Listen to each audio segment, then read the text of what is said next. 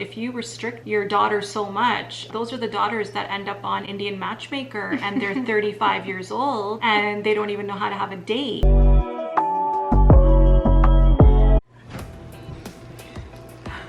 Let me find out. You're looking while I'm... How many puppies do you do in a day? Jag!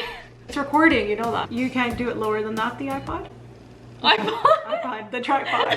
Hi guys, welcome back to my channel. Make sure you're subscribed, make sure you give this video a like. Today we're doing a Q&A. I posted a story on my Instagram and I asked you guys to ask questions for my mom because everyone seems to be very interested in her, how she's so modern. People just have a lot of questions. I'm Dilraj. I'm Sapna's mom. First one, where are your mom / dad from? We're born in Canada. I'm from Rexdale, Etobicoke.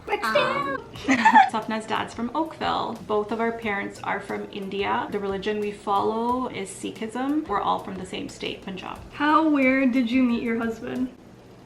At the club. Well, I knew of Jag. My husband was really good friends with my middle sister, so I would see him around, but we got together would be at a club. Yeah. It was Christmas time, we're all partying, we're all out, and I approached him. And literally a year and 3 months later, I was born. Yes. Was it hard having a baby so young? So my mom had me at 19.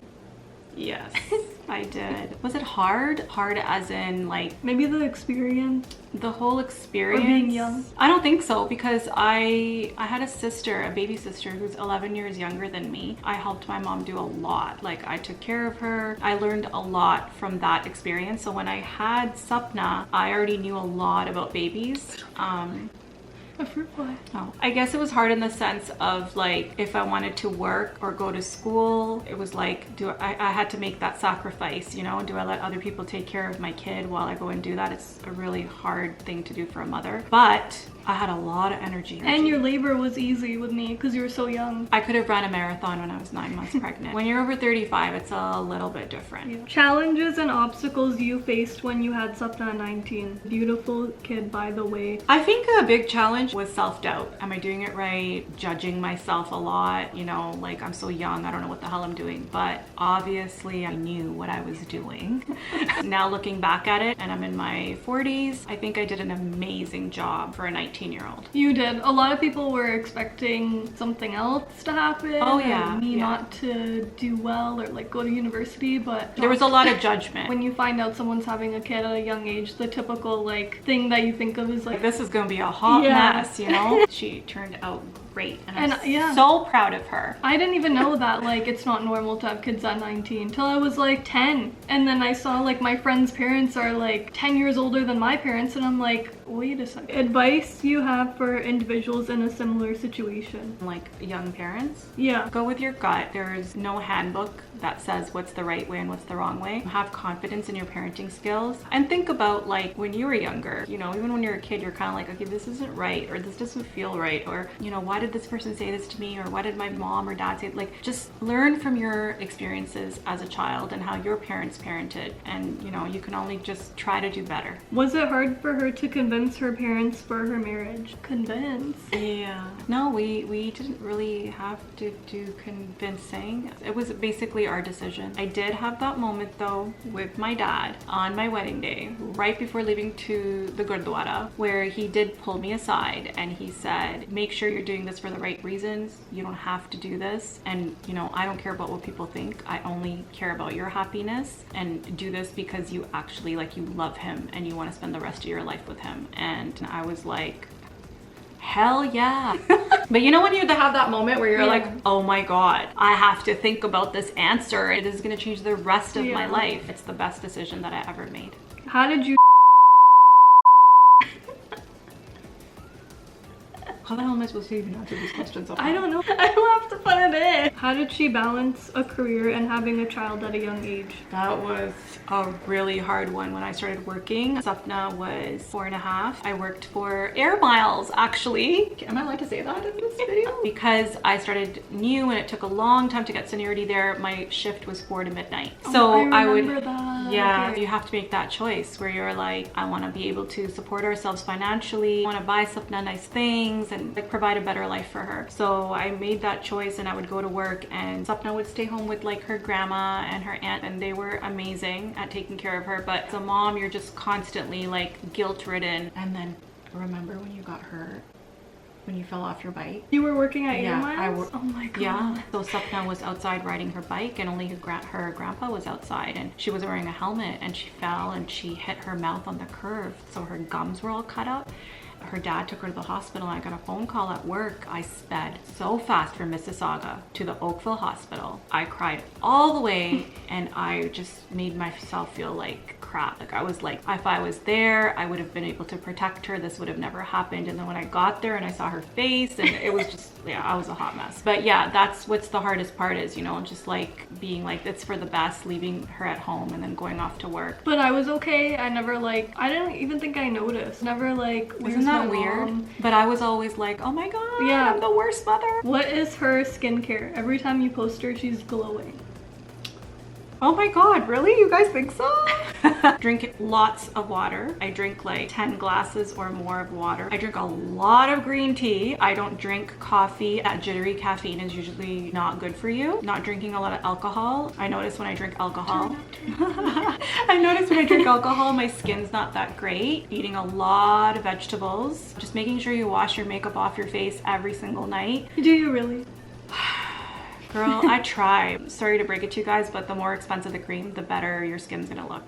So invest. Oh, and this is a big one, sunscreen. Even when the sun's not out, because when it's cloudy, there's actually more UV rays. Jessica, do you guys go crazy, go stupid together? There's been a couple of times. I think I go more stupid though. She's gonna be at my stag. But like, I'm like wild. I go wild. I think sometimes you look at me and you're like, oh my god, my mother. Yeah. I'll be turning 21 this September, but my mom still treats me like I'm 11. Tips for communication. I think that sometimes you just need to be really open with your mom and really just say what's on your mind. Like you'll think that she's not open-minded and she doesn't know about this stuff and she's gonna get so like shocked if I tell her, but you'd be surprised about what kind of stuff moms know about already. Sometimes it makes your bond stronger, you know, to open up and tell them stuff. So just be open and honest. Eventually they'll like come around. They'll get used to it. You just gotta get them to open up. Rules to live by. This is a big one for me. Stop caring about what people think. At the end of the day, they're not the ones living your life. They're not the ones paying your bills. And guess what? No matter how perfect you try to be, people are gonna talk shit anyways. What's your best advice for a 20-year-old in this generation? I would say, first of all, education is huge. Make sure you get that degree, get that diploma. It'll save you a lot of grief. From my personal experience, I went through life feeling all the time like I'm not good enough, or all these people have these college degrees and university degrees. For your own self-confidence and for you to get good jobs, a good future, a degree or diploma is the first thing. Second thing is start to learn about like the world that you live in. Political issues, protesting about stuff that's not right, learn about injustice, social issues. Educate yourself on all of that because it's only going to make you grow as a person. Your mental health should always come first. And if you're 20, a habit like meditating, if you start now, you'll be able to do that for the rest of your life. Have confidence in yourself. You got to walk around like you're the shit.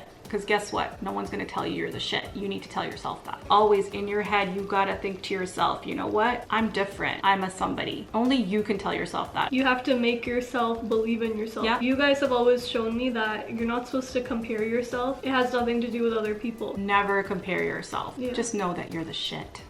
She's here to tell you. So a big question that I got when I started dating my boyfriend was, how did my mom let me go to another country and like hang out, like meet him basically, or like hang out with him? Who, Chrissy? Yeah. No, some other I think my parents were immigrants, so I'm first generation born here. We had a hard time, especially girls, trying to like even just get out of the house, talk to boys, have a boy as just a friend even, go to a club. Like it was like a huge thing because of that restriction. When you get to go out, oh boy, it's a disaster. So I think I learned from that a lot, and so did Sapna's father. I think you were like 13, 14 when Sapna started saying, you know, everyone has a boyfriend, and everyone's obviously in our heads we were like, oh my god. But after talking about it and talking about our own experiences and how we never want Sapna to feel like she can't come to us with anything, gauging out her maturity level and everything, we said to her that she can start dating at 16. She was very, very open with me. Any boy she ever went on a date with, I met him. I know exactly who they are. And Sapna's been very open with me from day one. I had to be like, this is life. She has to go through these experiences to become, to learn and to become an intelligent woman. She started talking to a guy in California. She told me about him, and I was like, okay. They were always on FaceTime, and what I loved was when he would FaceTime with Sapna, he would always speak to me. He would always acknowledge me. Yeah, you guys did talk on FaceTime. All the time. Because I knew, like, I can't just be like, oh, hey, I'm going to another country. You don't even know how they are, their personality, anything. Like, she would not let me go if she didn't, like, talk to them. Yeah, so slowly I got to know him, and then Sapna said that she wanted to go visit. I have a cousin in California. When Sapna went, I communicated everything with her. I said that Sapna was allowed to go and see him, and you know, how else is your kid supposed to like find love? If you restrict your daughter so much, those are the daughters that end up on Indian Matchmaker and they're 35 years old and they don't even know how to have a date, you know? You want your kid to get married and have a future and have kids and stuff, but so you can't hold them back for meeting people. Eventually he came to visit and we met him and we absolutely adore him. So I think that's all we're gonna answer for this video, but I was thinking we could do another Q&A. I feel like we had to do one first so you guys could kind of see how it is, and now you guys can send us like more questions and you guys can be like as nosy as you want. I'll put up another story with questions and we might even do one with my dad. Oh, totally. Yeah, he's an interesting guy. They're actually going out on a date night. We are. So, thanks for watching this video. Thanks for sending all your questions, all the compliments you guys gave to me and my mom. Make sure you subscribe, give this video a like. We'll see you guys in our next video. Bye.